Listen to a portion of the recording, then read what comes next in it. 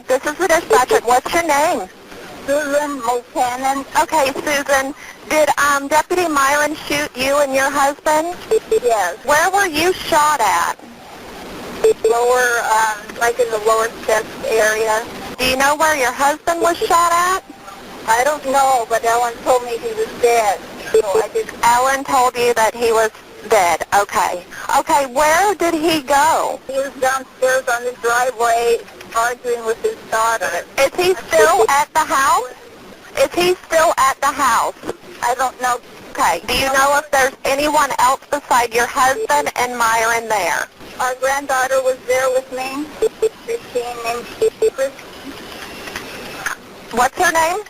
Kristen. Kristen? Is that Alan's daughter? Yes. These unsettling and final words that we heard from 68-year-old Susan Multanen were from a panic 911 call. In the background, rhythmic beeping fills the silence between her panicked words. Tragically, after 20 minutes, the beep ceased, along with Susan's life, taken by a single gunshot. The shooter, a deputy sheriff, Alan Myron, from Pierce County. The details she provided during this call were crucial in assisting the police in solving the case. This call would lead detectives down a surprising path, as Susan's last words hold the answers to a mystery that shocked them. So what made Susan the target of a deputy officer?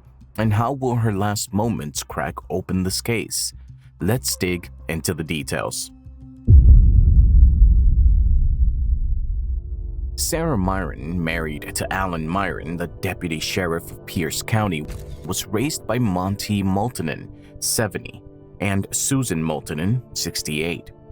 Their modest, quiet neighborhood lay between Vancouver and Camas. The Multanens were well liked by their neighbors. One of them even went so far as to recall how the Multanens would always send them a bouquet of roses from their garden and a note detailing their whereabouts and emergency contact information for their 2 children before they left town. However, they kept quiet about it until they departed town for good on May 14, 2010. What was going to transpire will astound all, since the pair showed unparalleled kindness. Along with their daughter Sarah and son Eric, they fostered a large number of children. As a grandfather, Monty's primary occupation was looking after his offspring. He spent time taking care of his children and grandchildren. As for his wife, Susan was a registered nurse and later left her career to take care of the family. Let's get straight to the incident. On May 14, 2010, Tom Stevens contacted 911 dispatchers to report that he had discovered a woman bleeding in his backyard. Her name was Susan Multanen. The woman was bleeding profusely after being shot in the chest. 911, we're reporting. I'd like to report gunshot wound. Someone got shot where? She's below her chest on... Okay, but where's she at? 9922 58th Street, Northwest. And how did this person get shot? On purpose or by accident? On purpose or by accident? Purpose. Okay, hold on the line for the fire department. And where's the shooter at? I'm sorry. Where's the shooter at? Pierce County Deputy Myron. Lisa transferring the caller saying that there's a female that shot? The female is shot. Her husband is shot as well. Where at? Where is your husband?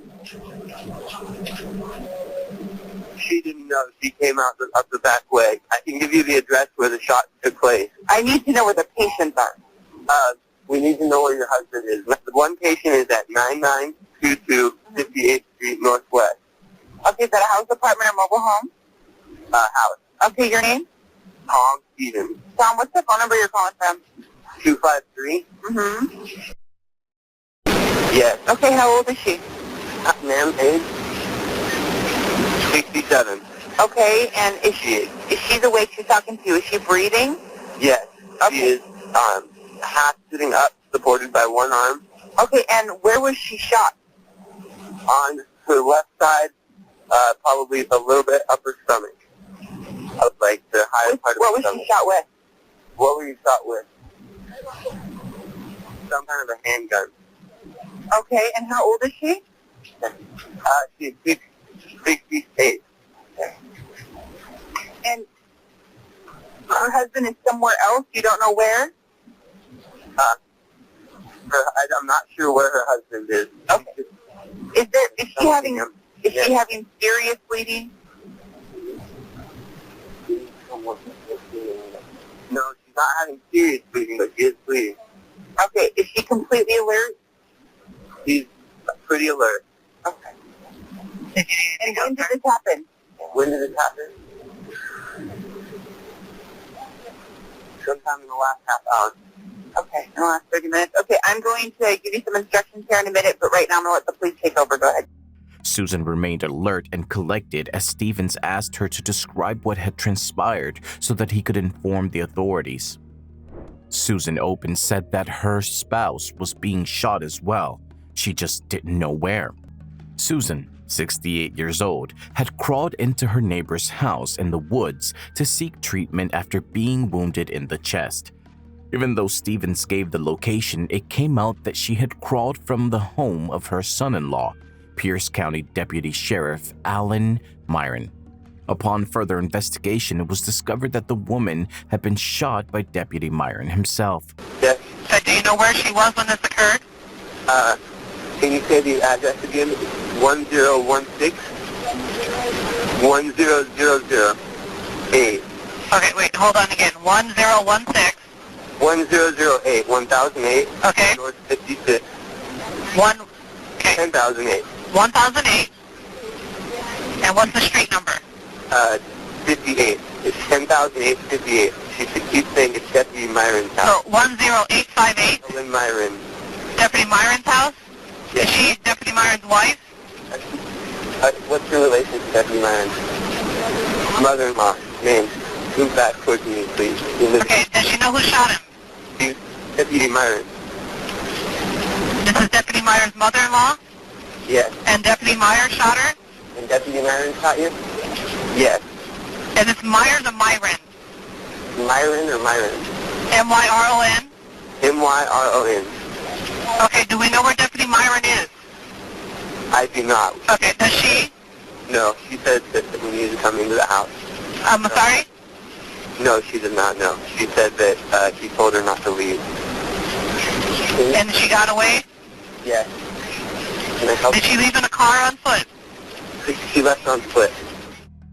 The location of the deputy sheriff was unknown to them. However, his wife Sarah was another source of concern. It was disclosed that she was at St. Francis Hospital in Federal Way with another of their children who was ill, indicating that she was not present during Myron's reign of terror. The other two children were not present at the residence during the shootings. And who else is shot? Her husband? Her husband. Okay, and what about his wife? I'm not his wife. I don't know anything about the situation. Oh, I understand. Can you ask her if she knows where his wife is? You know about Deputy Myron's wife?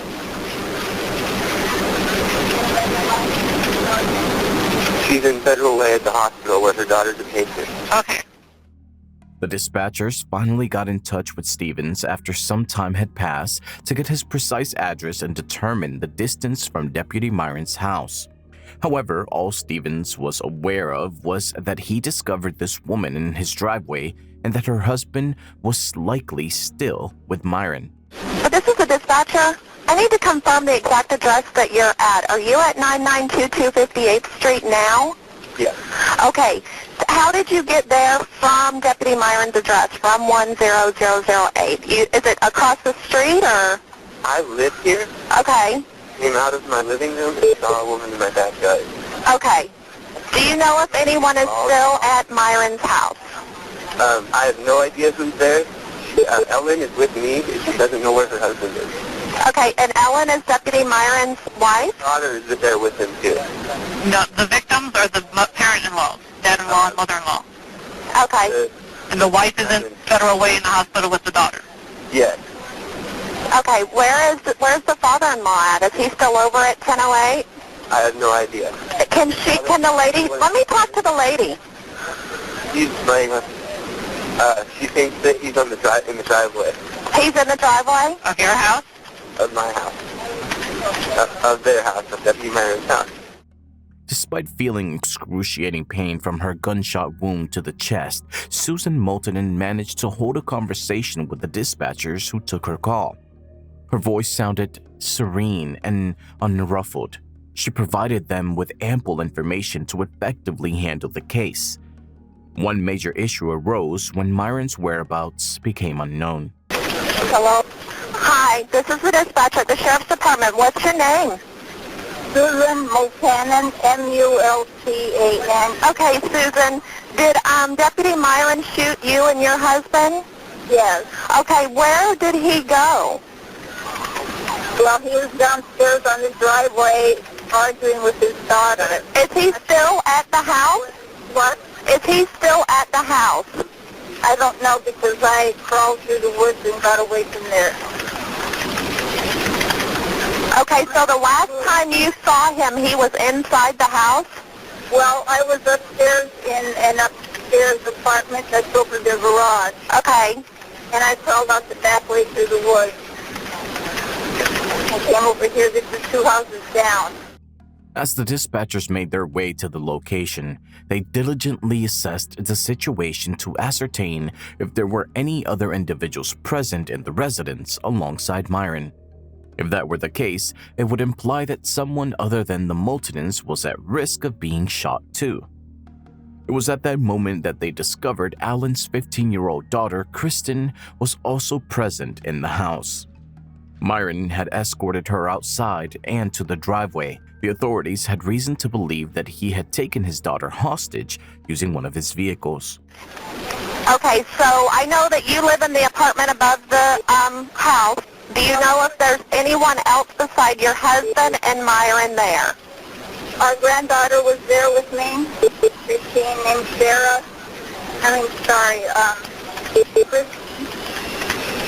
What's her name? Kristen. Kristen? Is that Alan's daughter? Yes. And she was in the house when you left? He was up in the apartment with me, and then he took her outside.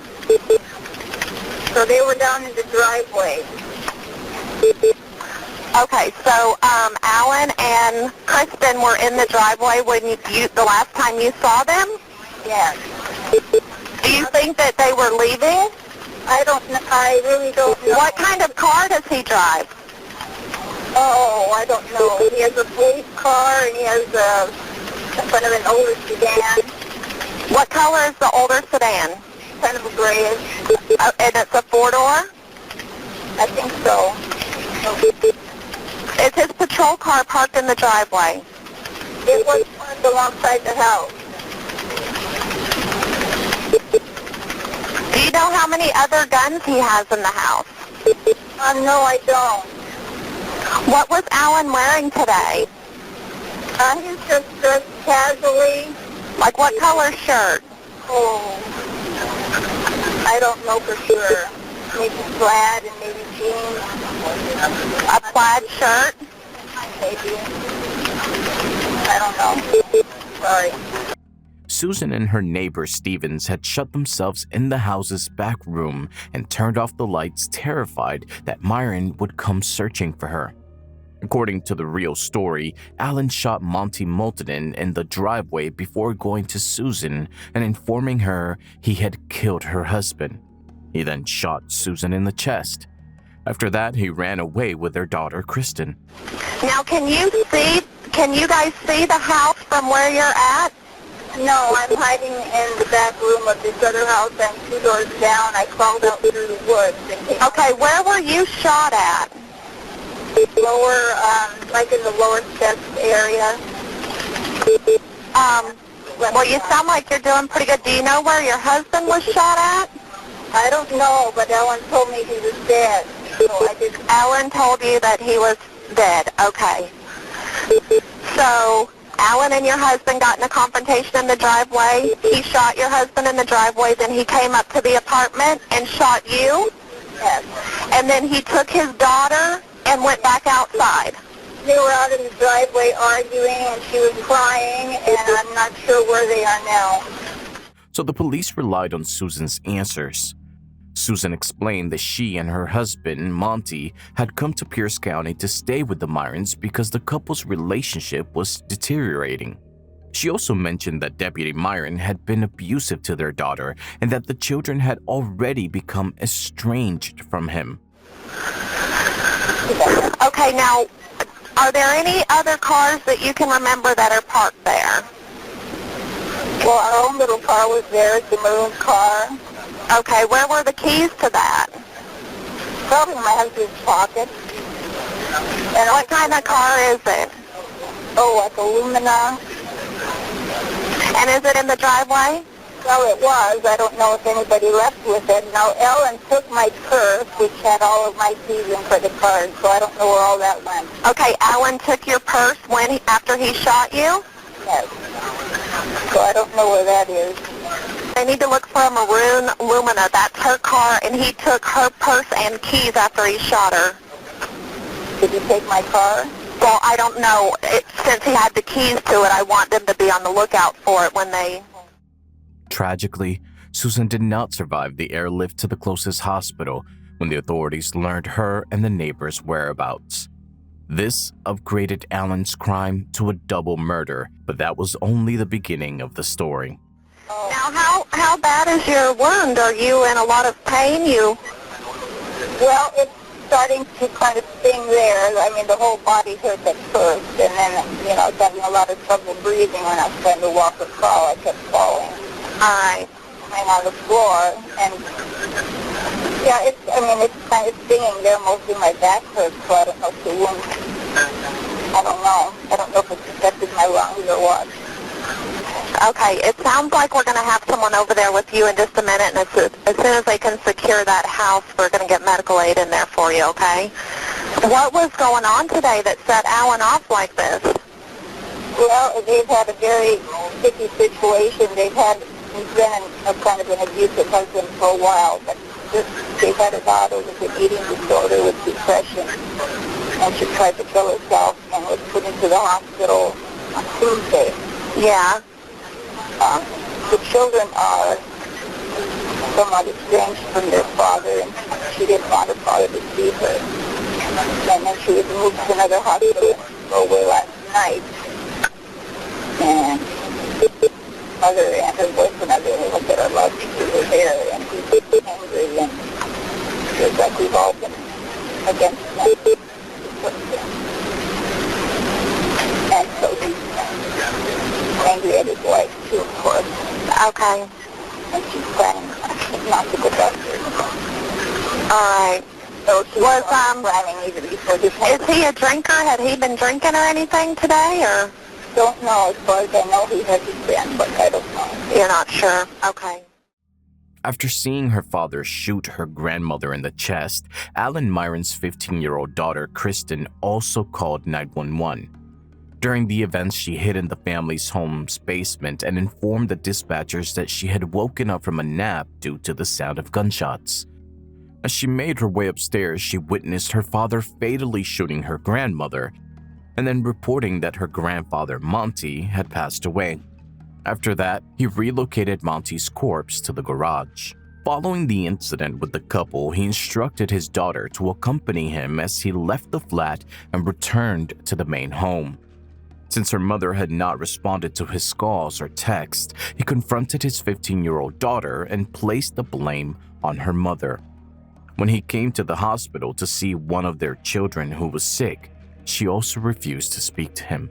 Upon reaching the main house, he escorted his daughter to the master bedroom while he persistently attempted to reach his wife, who remained unaware of what was happening inside. He then instructed his daughter to lock him in the basement room and barricaded himself in the master bedroom with weapons and a shotgun, which he claimed was for himself. Susan, who was wounded, crawled out of Myron's apartment and into her neighbor's home at this juncture. A 22-year-old friend who was staying with the family returned home after Kristen had concealed herself in the basement, completely unaware of the circumstances. The friend discovered Kristen in the basement and realized that the incident had occurred. Myron was unmoved and ordered the friend and daughter to return to the basement after they had gone upstairs to try to soothe him. Now again, this standoff is still going on. There are 2 people dead, the father-in-law as well as the mother-in-law who passed away after being taken to the hospital. We don't know how this actually all started, other than that it is a domestic incident. We understand, though, that the deputy had been on medical leave this past year and only recently returned to duty full-time. The police promptly surrounded the residence, and negotiations regarding the hostages started. The initial attempt was to persuade him to let his daughter and a family friend leave the house. After some back and forth, he finally allowed them to leave, leaving only him in the house. After 2.5 hours of talking, the negotiators finally succeeded in getting Myron to surrender. There was no way to storm the house because no one knew how many guns were inside. Myron, as a cop himself, was well aware of the officers' tactics and was not easily duped. He was constantly monitoring the police scanners and occasionally responding to the officers who spoke on them. One of the deputies said on the radio, "Assume he's got his radio on. We're not going to sneak anything past him." Myron spent the next 7 hours complaining to the police about various topics. He expressed his dissatisfaction with the Pierce County Sheriff's Department, particularly after an accident that forced him to work light duty 2 years after suffering a back injury while on the force. His relationship with his wife was the primary target of his grievances. He detailed the disintegration of his marriage and the role his in-laws had played in turning his wife against him. To him, it was their fault that his marriage was in disarray. However, his motivation was not the biggest twist in this case. There was more to come. Then, at 10 p.m., the deputies who surrounded the house heard a muffled gunshot. The SWAT team entered the scene to discover Myron's death after the Tacoma police assumed responsibility for the incident. 4 weapons, including a shotgun, rifle, and 2 handguns, were located near his body. It was uncertain which body he employed to shoot himself. Alan Myron was a 49-year-old deputy sheriff in the Pierce County Sheriff's Department. Neighbors describe Myron as a church-going, friendly father of 4 who appeared to be a loving husband. Did you ever think he was capable of doing something like this? We never know what people live through. And I would never have thought that. But Why not? because he always seemed so kind. Throughout his 11 years of service with the Sheriff's Department, Myron received a single reprimand for being impolite following his response to a police call, and that was all. It was clear from this that he was an honest and trustworthy police officer. You see this type of news on the news, and you say, how does that happen? Well, it's hit home. There's nothing that led us to believe there was difficulty. In a strange twist, Myron was known for always standing up for victims of domestic violence. He tried to find solutions to the widespread problem and pushed for harsher punishments for those who hurt others.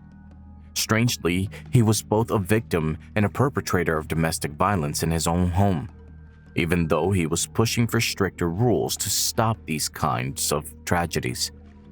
Myron had a history of being an abusive spouse, as Susan Multanen disclosed during the 911 call. But despite him having trouble at home, he was collaborating with Lane Judson, the father of Crystal Brame, a domestic violence victim, to prevent domestic violence. My interest is not only personal but professional. I am a member of law enforcement. I am personally appalled by the lack of integrity that is shown to this topic. Myron wrote to Judson in an email over a year before he carried out that horrific deed. An individual who was known for his advocacy against domestic violence was revealed to have been a perpetrator for an extended period before the incident with his in-laws, who treated him as if he were a member of the family. And then, when they arrived to prevent him from continuing, he killed them and subsequently took his own life. And all the while, Myron never took responsibility for his actions. They met 6 times through the spring and summer of 2009. Myron shared his ideas of how the first responding officers to a domestic violence call need to be more vigilant in their handling of the case. It would save victims of future suffering and, in fact, reduce the number of victims significantly. Myron's email goes on to claim his superiors weren't taking him seriously, so that's why he reached out to Judson. Following the sad events, Pierce County began an inquiry to determine the cause of the incident. Friends said he was a nice guy, so what could have possibly pushed him over the edge to murder his in-laws? Sarah Myron had communicated her concerns about her husband's behavior during his hospital visit to her and their older daughter the day prior to the incident with his direct supervisor. Their unwillingness to meet Myron's unexpected arrival infuriated him. Nonetheless, the couple's squabbles were nothing new. The neighbors had reported the ranting coming from the Myron residence to 911 on multiple occasions over the previous 4 or 5 years. According to the investigations, the problem was handled over the phone instead of having police come and look at it. Even an hour after that, Sarah Myron reached out to a department domestic violence investigator, still unaware that her parents had been murdered. She scheduled a meeting for May 17, 2010, unaware that it would be held at the last possible hour. Myron had attempted to cover up the crime by burying Monty's corpse in the garage and the house down the driveway from where he had been.